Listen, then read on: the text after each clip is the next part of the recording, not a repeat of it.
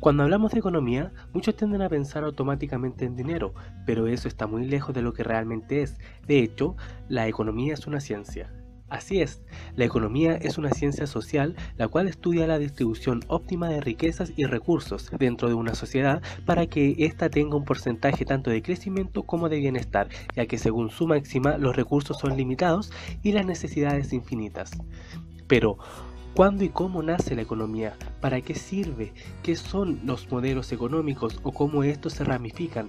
Acompáñame en este video para encontrar respuesta a estas y otras preguntas y aprender del emocionante mundo de la economía. Remontémonos a la era prehistórica, cuando las tribus nómades de hombres viajaban junto a las estaciones, cazando y recolectando para su propia supervivencia, recolectoras en su mayoría mujeres y cazadores en su mayoría hombres. Así se dividían las clases en el alba del Homo sapiens y ambas creaban sus propias herramientas para cumplir sus tareas de forma más eficaces y eficientes. Cuando por azares del destino una tribu se topaba con otra, por lo general, y al contrario de lo que muchos piensan, no entraban en conflicto, sino que intercambiaban productos como comidas, pieles, armas y herramientas, pues comprendían que era lo más conveniente para ambas tribus. Así también, muchas tribus se aliaban y seguían un camino común, las cuales luego se asentaron en pequeños pueblos sedentarios al momento de nacer la agricultura hace aproximadamente 9000 años. Las personas seguían intercambiando sus productos por otros a través de un sistema de trueques, el cual fue el primer sistema económico del que se tiene registro, el sistema económico primitivo o de trueques. El asentarse significó mucho para la humanidad, uno de los puntos más importantes a destacar que la vida en sociedad facilitaba por mucho la supervivencia de las personas, lo cual causó que muchos comenzaran a especializarse en diferentes ramas como la metalurgia, la caza, la carpintería y una en particular que dio un gran problema que el sistema de trueques no podía resolver, el arte. Hasta este momento solo se intercambiaban en herramientas y bienes tangibles, pero el poner un valor al arte, las pinturas, la música, entre otros, causó muchos problemas a los artistas de la época, ya que sus servicios no se pagaban como en realidad debían. Se necesitaba un mecanismo de trueques universal. Así nacieron los primeros vestigios del dinero. Los primeros indicios del dinero se originan en Mesopotamia aproximadamente en el 2500 a.C., donde se ocupaban metales preciosos como medio general de pago. Esporádicamente este sistema se instauró en varias sociedades alrededor del mundo. Algunas usaban conchas como dinero, otras diamantes, oro, plata y posteriormente la creación del papel moneda, más conocido como billetes, en China en el siglo VII. Aquí también nace el término de salario, ya que las especies, sobre todo la sal, eran materiales muy codiciados y valiosos. Recordemos que en esta época no existía refrigeración de los alimentos y las especies ayudaban mucho a mejorar el sabor de las comidas, tanto frescas como las que ya se estaban descomponiendo. El dinero no es una herramienta, sino una tecnología que lamentablemente cegó al ser humano, lo volvió idiota y creó en su alma uno de los mayores venenos de la humanidad, la codicia. A tal punto llegó la codicia del ser humano que en su afán por querer más y más dinero, llegó a convertirse a sí mismo y a otros en un producto. Así, de esa manera nefasta, nace el sistema económico llamado esclavismo. El sistema donde la mano de obra no era vista como personas, sino como objetos, y estos trabajaban y hacían cualquier cosa que sus amos le pidiesen a cambio de comida y un asilo. Adelantémonos algunos cientos de años en el futuro, el nacimiento del feudalismo.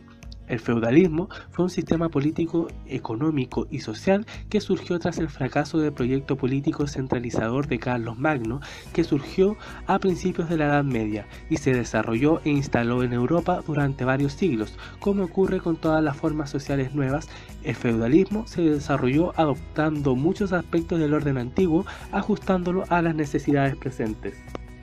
Los obreros o vasallos trabajaban por la protección, asilo y comida que les brindaba el señor feudal. Asimismo, este cobraba impuestos por los mismos. El rey feudal gozaba de un poder muy limitado, aunque solo ejercía autoridad sobre sus dominios propios y los vasallos inmediatos, pero no tenía ningún poder directo sobre la gran masa de la población. El régimen feudo-valásico fue pues una organización del poder político que correspondió a las condiciones especiales de la Edad Media. Sin embargo, no pudo garantizar plena estabilidad política, dando paso al sistema económico mercantilista. Este se desarrolló desde el siglo XV hasta el siglo XVIII. El sistema mercantilista se basa en la propiedad privada y en la utilización de los mercados como forma de garantizar la actividad económica. A diferencia del capitalismo de Adam Smith, el objetivo fundamental del mercantilismo consistía en maximizar el interés del Estado soberano y no el de los propietarios de los recursos económicos, fortaleciendo así la estructura del naciente Estado nacional. Con este fin, el gobierno ejercía un control de la producción, del comercio y del consumo. La principal característica del mercantilismo era la preocupación por acumular riqueza nacional, materializándose en las reservas de oro y plata que tuviera un Estado. Este sistema económico continuó hasta 1777, cuando Adam Smith publicó su estudio Una investigación sobre la naturaleza y causa de las riquezas de las naciones, o como es más conocido, La riqueza de las naciones. En esta obra, el mercado era llamado la mano invisible y presentaba algunos postulados para lograr un equilibrio eficiente de este, postulados que sirvieron de base para el siguiente sistema económico que veremos, y el cual es el más odiado y amado hasta hoy, el capitalismo. Los postulados eran los siguientes: el libre mercado dará como resultado una asignación óptima de los recursos. El gobierno no debe intervenir en el funcionamiento del mercado y de hacerlo, solo generará ineficiencia y obstaculizará alcanzar el equilibrio del mercado. Los precios se ajustan de manera natural a la alza o a la baja, incluyendo los salarios, para que los mercados logren su equilibrio. El mercado del trabajo se encuentra en pleno empleo. Si se observa el desempleo, este será de carácter friccional o voluntario. ¿Qué quiere decir esto? Que no existe el desempleo como tal, todos tienen trabajo. Los que no tienen trabajo es porque simplemente no quieren trabajar, o como dice ahí, es de carácter friccional. Esto quiere decir que un obrero se está cambiando del trabajo. ¿Por qué? Porque decidió hacerlo, porque no le gustó su trabajo y quiere buscar otro, y este periodo aproximadamente es de 2 meses, es al cual se le denomina desempleo friccional. Otro de los postulados es que la producción total está determinada por el pleno empleo de los recursos. De esta forma, la oferta está dada y los cambios en la demanda solo generarán cambio de precios. Otro es que la política monetaria es ineficaz, al igual que la política fiscal. La política fiscal básicamente no existe en este periodo de tiempo, y que el valor de un bien está determinado por la cantidad de trabajo que se utiliza al producirlo. Esta época se vio impulsada por la revolución industrial y la industrialización. Muchas familias migraron desde zonas rurales hacia las ciudades, por lo que éstas, al tener capacidades limitadas, sufrieron de una sobrepoblación y desequilibrio social, combinando con los bajos salarios de la época, causó que la brecha socioeconómica fuera abismal. La gente moría de hambre o de frío en las calles, y de a poco empezaron a explotar huelgas de los trabajadores. En algunas partes del mundo nació asimismo un sistema económico que iba en contra de todos los principios del capitalismo, el comunismo. Un sistema que se instauró en Europa Oriental y Asia, el cual postulaba que el Estado debía tener un poder económico centralizado, por lo que era el Estado quien decidía qué se producía, cuándo se producía y para quién se producía. En 100 años más nacería el sistema económico mixto, el cual estipula en resumidas cuentas un sistema libre de mercado pero con intervención estatal, sistema económico que se ha mantenido hasta nuestros días, basados en la teoría económica keynesiana. A principios del siglo XX, el mundo se vio sumergido en entropía, guerras y cambios trascendentales que marcaron la historia y llevaron la sociedad a lo que es hoy. Pero estos cambios presentaron retos que la teoría clásica de la economía y el capitalismo no podían dar solución, y así, en los años 30, se abrió el primer paso a una nueva ideología económica, instaurada por John Keynes, el padre de la teoría económica moderna. Su obra más famosa, La teoría general del empleo, el interés y el dinero, fue publicada en 1936, pero su precursora de 1930, el Tratado sobre el dinero, es a menudo considerada como la más importante para el pensamiento económico. Hasta entonces, la ciencia económica analizaba solo condiciones estáticas, esencialmente estudiando en detalle una instantánea de un proceso rápido de movimiento. En su tratado, Keynes creó un enfoque dinámico, que convirtió la ciencia económica en un estudio del flujo de ingresos y gastos y abrió nuevas perspectivas para el análisis económico. En Las consecuencias económicas de la paz de 1919, Keynes predijo que las duras condiciones impuestas a Alemania en el Tratado de Paz de Versalles para poner fin a la Primera Guerra Mundial desembocaría en otra guerra europea. Recordó las lecciones de Versalles y de la Gran Depresión cuando encabezó la delegación británica de las conferencias celebradas en Bretton Woods en 1944, que estableció las reglas para las naciones devastadas por la Segunda Guerra Mundial. Junto con el funcionario del Tesoro estadounidense Harry Dexter White, Keynes es considerado el fundador intelectual del Fondo Monetario Internacional y el Banco Mundial, ambos creados con Bretton Woods. Keynes argumentaba que una demanda general inadecuada podría dar lugar a largos periodos de alto desempleo. El producto de bienes y servicios de una economía es la suma de 4 componentes: consumo privado, inversión privada, gasto público y balanza comercial, la cual es la diferencia entre las exportaciones e importaciones de una nación. Cualquier aumento de la demanda tiene que provenir de uno de esos 4 componentes. Hay 3 elementos fundamentales en la descripción keynesiana del funcionamiento de la economía. En la demanda agregada influyen muchas decisiones económicas, tanto públicas como privadas. Las decisiones del sector privado pueden a veces generar resultados macroeconómicos adversos, tales como la reducción del gasto de consumo durante una recesión. Estas fallas del mercado a veces exigen que el gobierno aplique políticas activas, tales como un paquete de estímulo fiscal. Por lo tanto, el keynesianismo apoya una economía mixta guiada principalmente por el sector privado, pero operada en parte por el Estado. Los precios, y especialmente los salarios, responden lentamente a las variaciones de oferta y la demanda, y algo que genera situaciones periódicas de escasez y excedencias, sobre todo, es la mano de obra. Las variaciones de la demanda agregada, ya sean previstas o no, tienen su mayor impacto a corto plazo en el producto real y en el empleo, no en los precios. Los keynesianos creen que, como los precios son un tanto rígidos, las fluctuaciones de cualquier componente de gastos, consumo, inversión o gasto público, hacen variar al producto.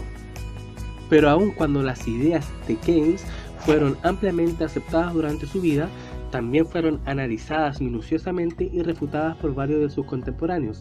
Merecen destacarse particularmente sus polémicas con la Escuela Austriaca de Economía, cuyos adherentes creían que las recesiones y los auges son parte del orden natural y que la intervención del Estado solo empeora el proceso de recuperación. La economía keynesiana dominó la teoría y la política económica después de la Segunda Guerra Mundial hasta la década de 1970, cuando en muchas economías avanzadas hubo inflación y un lento crecimiento, fenómeno llamado estanflación. La teoría keynesiana perdió entonces popularidad porque no ofrecía una respuesta de políticas apropiada para superar estas situaciones. Los monetaristas dudaban de la capacidad de los gobiernos para regular el ciclo económico con la política fiscal y sostenían que el uso sensato y prudente de la política monetaria podría aliviar la crisis, esencialmente controlando la oferta monetaria para influir en las tasas de interés. Ahora bien, haciendo un pequeño paréntesis, cuando nosotros hablamos de política monetaria queremos decir de la cantidad de dinero que hay en un país circulando. Esto quiere decir cuánto dinero hay en el pueblo pagando los salarios, comprando sus comidas, sus ropas, lo que necesite, cuánto es el dinero que hay in situ en el país. Y cuando nos referimos a políticas fiscales queremos decir al gasto público. ¿Cuál va a ser el uso apropiado que tiene el Estado para gastar los impuestos o el dinero que tenga, ¿cierto?, para hacer un mejor crecimiento del país? Los monetaristas creían que en el largo plazo una política monetaria expansiva generaría únicamente inflación. Los economistas keynesianos adoptaron en gran medida estas críticas, incorporando a la teoría original una mejor integración del corto y largo plazo, así como una comprensión de la neutralidad del dinero a largo plazo. La idea de que un cambio en la oferta monetaria afecte solo a las variables nominales de la economía como precios y salarios, pero no ejerciese efecto alguno en las variables reales como empleo y producto, fueron cosas que necesitaban estar adentro de esta teoría. Tanto los postulados keynesianos como los monetaristas, fueron puestos bajo la lupa cuando surgió una nueva escuela clásica a mediados de la década de los 70. Dicha escuela afirmaba que los responsables de las políticas públicas son ineficientes porque los participantes individuales del mercado pueden prever los cambios de una política y actuar anticipadamente para contrarrestarlos.